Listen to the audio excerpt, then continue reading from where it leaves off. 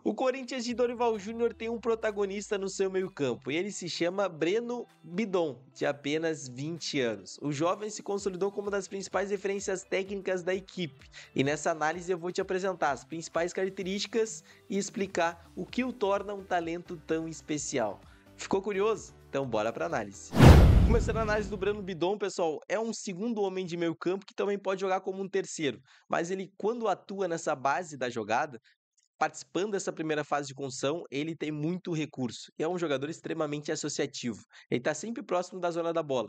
E aí ele participa ativamente, porque jogador extremamente associativo, ele toca e já se apresenta. Já dá essa opção de passe para o jogador que está com a posse de bola. Então facilita a equipe conseguir quebrar essa primeira ou até mesmo a segunda linha de marcação da equipe adversária. E aí a equipe, a sua própria equipe consegue avançar com um pouco mais de tranquilidade. Mas percebam que é um jogador extremamente associativo, né? Ele tá sempre buscando esse jogo mais curto, né? Com o homem da bola. Ele toca e já vai se desmarcar, vai se desmarcar nas costas dessa primeira linha de marcação da equipe adversária. Ele gera a linha de passe para o homem que está com a posse de bola e ele já busca esse jogo associativo, cria também essa distância em relação ao marcador dele e já consegue acionar o terceiro homem, que é justamente o Rodrigo Garro, e a partir disso a equipe já consegue avançar no campo de ataque. Agora, mais uma vez, aí temos a sua capacidade de variar o corredor, né?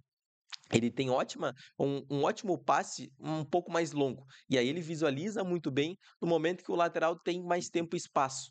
Está em vantagem lá pelo lado oposto. Então recebe com tempo e espaço e tem a possibilidade de conduzir, de progredir a jogada do Corinthians no corredor oposto.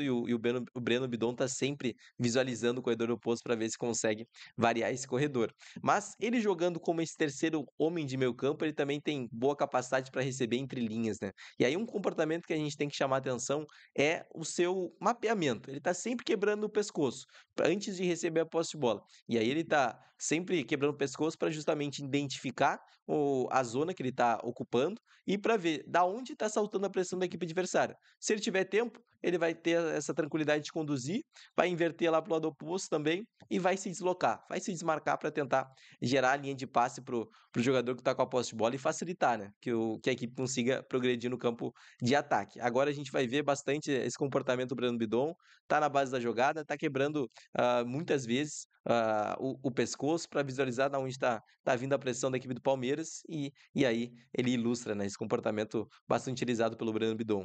E aí outra característica do Breno Bidon, que é bastante evidente, é o seu domínio orientado e a forma como ele perfila o corpo para conseguir gerar vantagem em cima da jogada, né?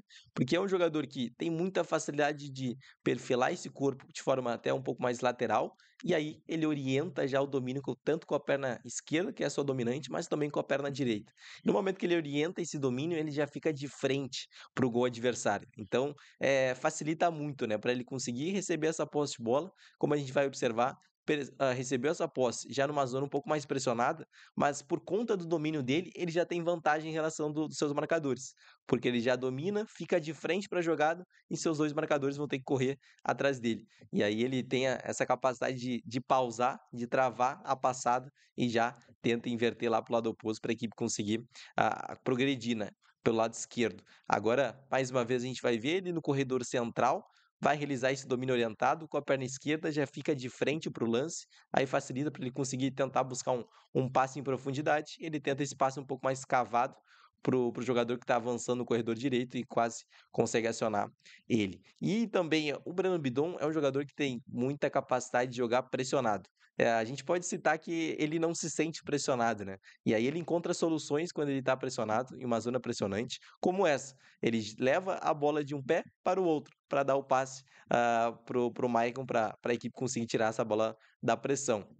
Agora a gente vai ver nesse lance, é um jogador que ele esconde muito bem a posse de bola. Então ele tem essa capacidade de ir em cima do marcador, escondeu a posse de bola, venceu o duelo e já se coloca próximo do jogador que está com a posse de bola para ele receber novamente essa posse. Então o Breno Bidon não é um jogador que se sente pressionado, ele tem também essa capacidade de drible, né, em cima do marcador, essa inventividade.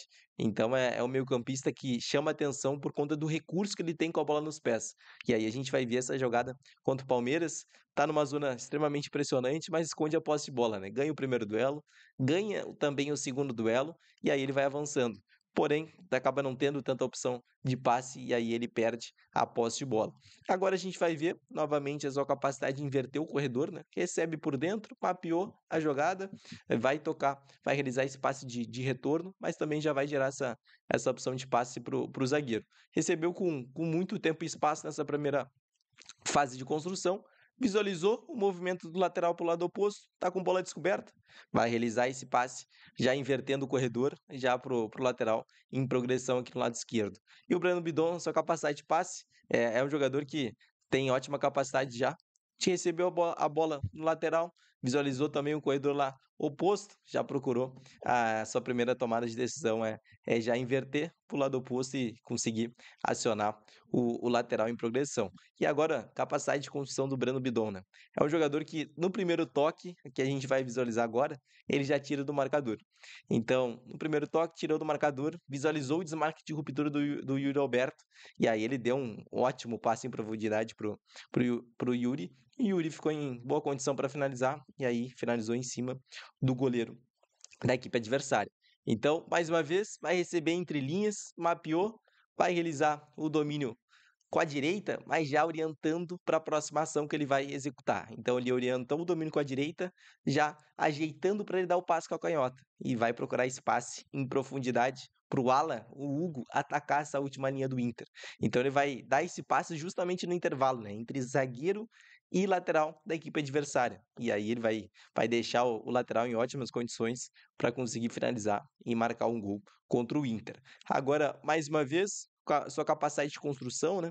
A bola deixou passar em cima do marcador e vai dar um belo passe também no intervalo, né? Entre zagueiro e lateral da equipe adversária para o Guinegão. O Guinegão acaba não ganhando o duelo, mas ele criou uma boa chance, né? Uma boa oportunidade para o Corinthians. Agora, recebendo esse corredor central, tem espaço para conduzir, vai conduzir a posse de bola. A bola sempre rente ao pé esquerdo. E aí vai procurar esse passe já em profundidade também para o atacante do Corinthians. Então, é um jogador que, quando está também nesse próximo desse último terço, ele tem muito repertório. E quando tem a possibilidade, tem ótima condução com a bola sempre rente ao pé. Então, o Breno Bindon é um meio-campista com muito recurso técnico, tem recém 20 anos e pode se tornar uma grande prospecção já visando a seleção brasileira.